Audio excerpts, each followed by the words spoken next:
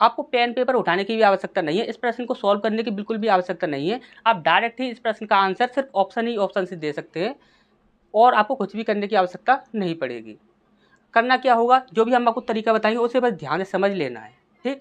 यहाँ पर सबसे पहले देखिए, यहाँ पर बोला क्या गया है, यहाँ पर बोला गया ब्याज की समान दर पर 24,000 रुपये, कितने हैं 24,000 रुपये के मूलधन पर 2 वर्ष में प्राप्त चक्रवृद्धि ब्याज और साधारण ब्याज का अंतर 60 रुपये है, तो ब्याज की दर क्या होगी, ये हमसे यहाँ पर पूछा गया है।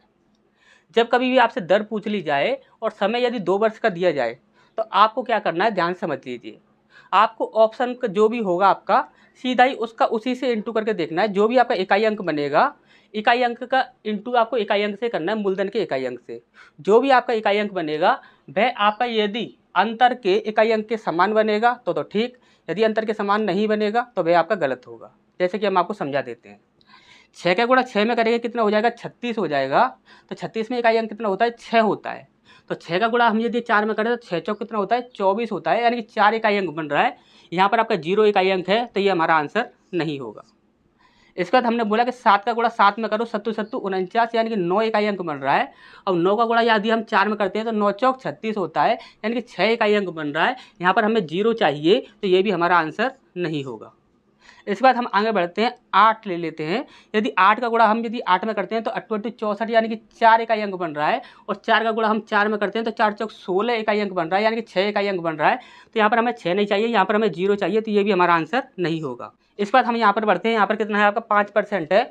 5 का गुणा 5 में करते हैं कितना हो जाता है, 25, यानी कि 5 इकाई अंक बन रहा है। और 5 का यदि हम गुणा यदि 4 में करते हैं तो कितना हो जाता है, 5 चौक 20, 20 में आपका 0 इकाई अंक होता है। यहाँ पर भी आपका 0 इकाई अंक है, तो यही हमारा आंसर हो जाएगा। और दूसरी चीज़, यदि आपको ये प्रूव करके देखना है कि यहाँ पर ये हमारा आंसर सही होगा या नहीं होगा, तो यहाँ पर कितना है, 5 है। 5 का गुणा 5 में कीजिए, कितना हो जाएगा आपका, 25 हो जाएगा। तो 25 का गुणा आप 24 में करके देख लीजिए। 25 का गुणा आप 24 में करके देख लीजिए, आपका 60 ही बनकर आ जाएगा। 25 चौक 100 की 0, हासिल लगी 10, 25 दूनी 50 और 10 60, कितना बनकर आ गया आपका, 60 बनकर आ गया। तो यही हमारा आंसर होगा और कोई भी हमारा आंसर नहीं हो सकता। अच्छे से ये बात समझ आ गई होगी।